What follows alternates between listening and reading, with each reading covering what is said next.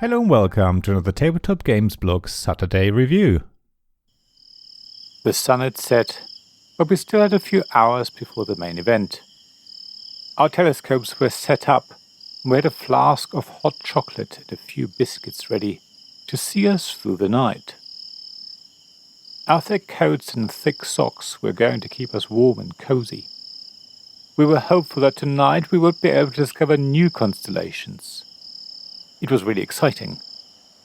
Luckily, there were no clouds, so we stood a good chance to see the wonderful Starry Night Sky by Emma Larkins from Buffalo Games. The game is as lovely and cozy as the introduction. You move your telescope across the sky, discover new stars and complete constellations. You can also complete additional goals to score extra points during the game. There are also secret end-game objectives called myth cards for even more points. While there is a race to find new constellations and get extra points, everything you do indirectly helps the other players. As soon as a constellation has been completely mapped, players can skip it to speed across the night sky and reach other new locations that are further away. Not only that, while trying to reach the constellations shown in your endgame objectives, you are likely to complete those of other players. So there's a lot of indirect positive player interaction in Starry Night Sky, which makes it feel quite cozy and friendly. That's no surprise because the game is clearly aimed at families. The components of this route building, set collection and objective fulfilling kind of game are lovely.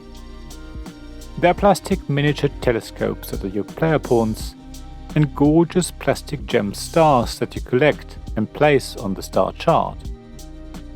You keep these in a wonderful cloth drawstring bag. The game board is really thick and heavy, and so is the cardstock. The box comes with a wonderful insert that keeps everything safe and in place. The only slight criticism I have is the amount of air in the box. That is down to the size of the board, which really couldn't be any smaller. It's an issue intrinsic to many games that come with game boards. It's the game boards that decide the size of the box, and that decides how much air there is. There's nothing that could have been done about it. What surprised me when I played Starry Night Sky is how slowly it starts and how soon everything speeds up. The game is over much more quickly than you expect. You think you have a few more turns to complete the constellations that you need to complete your endgame objectives, but suddenly someone triggers the last round. Now, there's no more time. I guess it does wonderfully emulate a real stargazing night. It takes a while to set everything up. Your eyes need to properly acclimatize to the darkness. You have to wait until the constellation you hope to see rises above the horizon. Then, you need to adjust your telescope, and as you look through it, you realize how fast the stars move across the sky. Within minutes, your window of opportunity is gone. It won't be long until dawn comes. That change of pace in Starry Night Sky is what I think gives the game the spice it needs. Otherwise it would have soon felt too slow, and especially younger players would risk getting bored.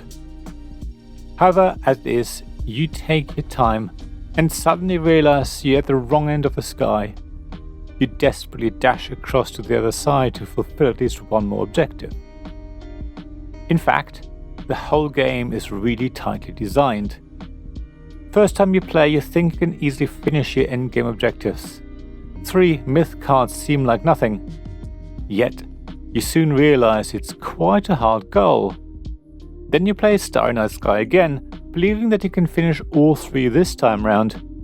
But despite making changes to your strategy, it's still a tall order. It's definitely not impossible, but it's just the right number. One thing I did find strange was that the star map in the game has completely made up constellations. I assume that was done to be more appealing to younger players. So while Strong Thread and Persuasive Tortoise might make children giggle, I do think an opportunity was missed to teach them about our night sky. I appreciate that the constellations vary with seasons and what hemisphere you're in, and that the game is based on star formations made up of between 2 and 4 stars. However, it would still have been nice to see Ursa Major, Orion, Lyra, or any of the others in the game, even if only the main 2 to 4 stars from them had been used for the gameplay.